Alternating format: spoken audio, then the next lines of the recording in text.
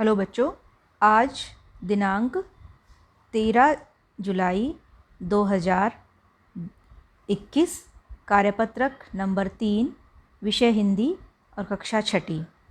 तो ये आज की वर्कशीट हमारी है। ये चित्र पहेली है बच्चों। जैसा कि आप देख पा रहे हो, इसमें बहुत सारे चित्र दिए हुए हैं। जैसे ये फूल है, ये पेड़ है, कमल है, ये जहाज है, कठपुतली है, आँखें हैं, सूरज है और ये आसमान है। फिर हमें ये कुछ शब्द दिए हुए हैं नीचे। जैसे सबसे पहला जो है, जैसे ये सबसे पहला है, ये फूल है, लेकिन यहाँ पर सबसे पहला जो है वो स और ऊ यानी कि सू से शुरुआत हो रही है। इसका मतलब ये है कि फूल जो है, फूल को हम और किस नाम से पुकारते हैं जो कि स ऊ यानी कि सू से शुरू होता है। तो फूल का पर्यायवाची शब्द होता है सुमन।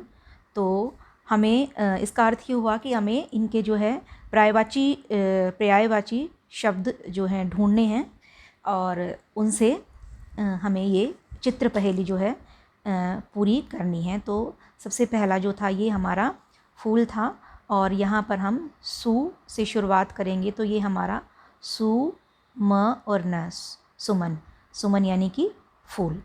अब दूसरा है, हम दूसरा देखते हैं। दूसरा कहाँ दिया हुआ है? दूसरा ये है बच्चों, ये तो ये हमारी आँखें हैं। तो आँखें, अब सू म और न, अंतिम अक्षर जो है वो न है। तो न से शुरुआत करनी है, यानी कि आँख का पर्यायवाची शब्द जो कि न से शुरू होता है तो वो होगा न, य और न, यानी कि नयन। नयन यानी कि आँखें। तो आँखें, इनका पर्यायवाची शब्द है नयन। अब तीसरे नंबर पर हम देखते हैं। तीसरा नंबर कहाँ पर है? ये है तीसरा, जो हमें सूरज दिखाया गया है।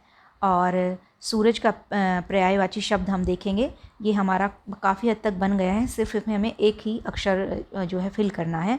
दी न, ये देखेंगे दी न क और ये र, दिनकर, यानी कि दिन के समय रोशनी करने वाला दिनकर, यानी कि ये सूरज का पर्यायवाची शब्द है। ये तो हमारे ये 3 शब्द बन गए हैं। पहला शब्द सुमन, ये ऐसे दिखाती हूँ मैं। पहला शब्द सुमन, दूसरा शब्द जो है ये नयन और तीसरा शब्द दिनकर। अब हमें ये चौथा शब्द बनाना है जो कि अंग से शुरू हो रहा है। और हम देखते हैं ये क्या पिक्चर है चौथे शब्द के लिए। तो ये है चौथे शब्द के लिए आसमान। अब आसमान का पर्यायवाची शब्द जो कि अंग से शुरू होता है वो होगा ब और अंबर, अंबर यानी कि आसमान। तो ये हमारा चौथा शब्द भी बनकर तैयार हो गया है। अब हम ये 5वें शब्द की तरफ बढ़ते हैं। ये 5वां शब्द देखो जो क से शुरू हो रहा है। और पहले हम देखते हैं 5वां चित्र कहाँ पर है। तो ये है हमारा 5वां चित्र। तो ये देखते ही पता लग रहा है तो बच्चों, क से शुरू होने वाली यानी कि कठपुतली। तो यहाँ पर हम लिखेंगे क ठ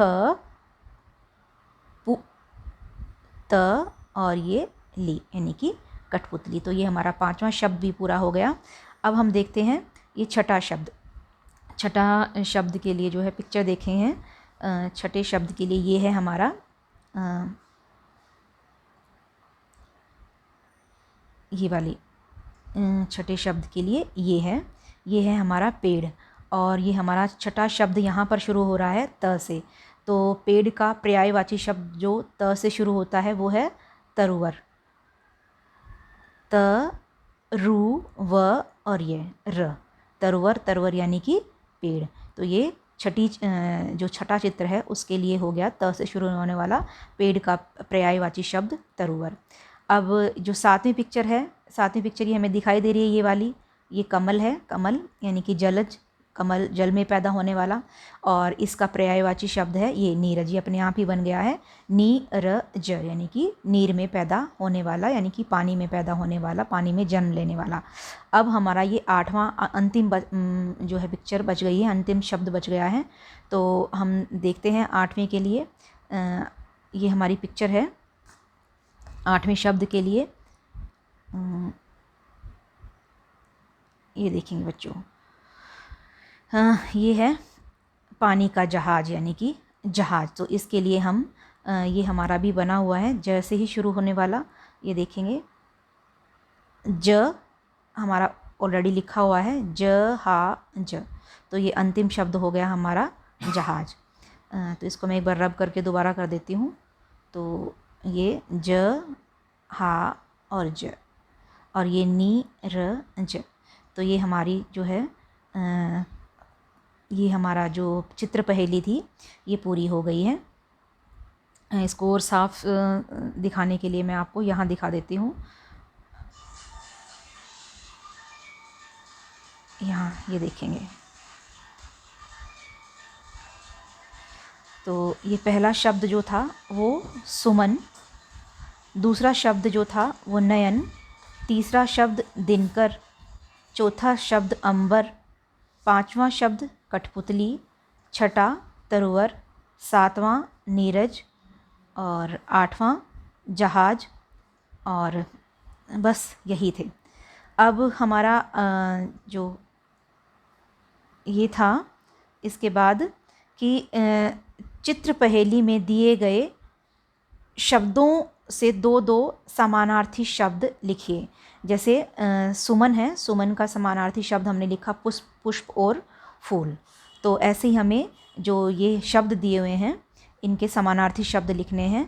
जैसे मान लो अंबर दिया हुआ था ये, तो अंबर का समानार्थी शब्द हमने लिख लिया आकाश और आसमान। ठीक है, तो अंबर का आकाश और आसमान, दिनकर का सूरज और सूर्य, ये दूसरा जो शब्द था दिनकर का सूरज और सूर्य। फिर तरुवर का पेड़ और वृक्ष, तरुवर का क्या हुआ, पेड़ और वृक्ष। फिर नीरज का जो है नीरज का जलज और कमल।